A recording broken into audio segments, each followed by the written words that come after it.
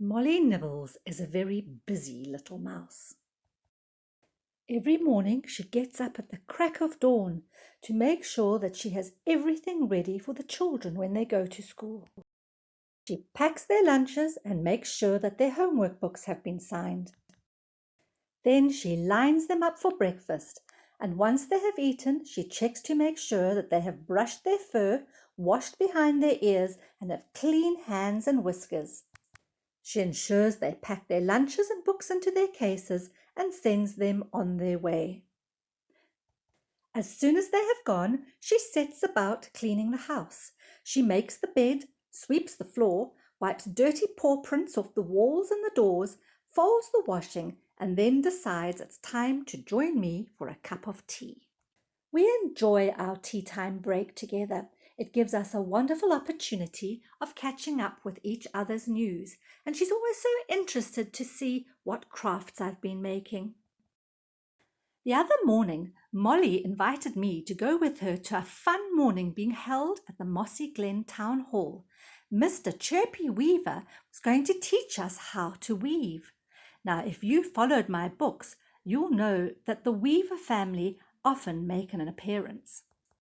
In fact, in Mice on the Move, Wally had been quite taken with the idea of buying a house in the Weaver's Nest complex. He could imagine himself sitting at his desk in an air-conditioned office, enjoying the view from on high. Molly had been very impressed with the quality of the build, but had to remind him and bring him back down to earth that the nest was better suited to young high flyers than it was to a family of 8 little mice. Now, there are many different types of weaver birds, but the weaver that we're talking about is the village weaver, also known as the spotted back or black-headed weaver. The lady weaver has streaked olive upper parts, yellow and black wings, and pale yellow underparts. The young birds are like the female, but browner on the back. The male weaver is a very handsome fellow with his black bill and black and yellow jacket.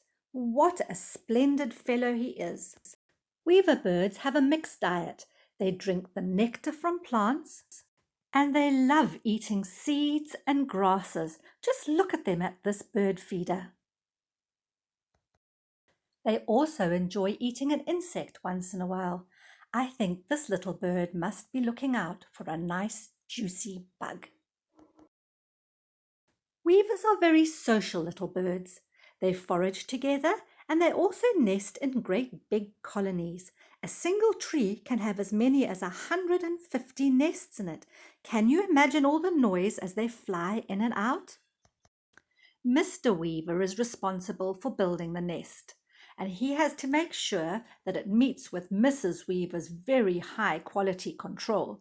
All she does is line the nest with something nice and soft so that she can keep comfortable on the eggs when she's sitting on them. Any nests that don't meet with her high standards get tossed to the ground and he has to start again. I don't blame her. I wouldn't like to be up in a tree in a nest that was ready to fall apart, would you? So I'm sure you will agree that Mr. Weaver's credentials for giving the talk at the Mossy Glen Town Hall were very good indeed. In fact, we had such fun. You wouldn't believe how good our Molly is at weaving. She really excelled. She did the most beautiful wall hanging. Her little needle flew in and out of the loom, and she was so proud of her efforts.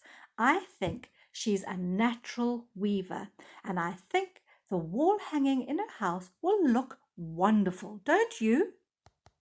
In our next video, we're going to have a weaving activity, and we do hope that you'll all get crafty along with us. Have a lovely week. Bye. Many thanks to Robin Ansell for allowing us to use her beautiful photographs of the weavers. If you'd like to contact myself or the Kloof Conservancy, you can do so by following the links provided. Bye.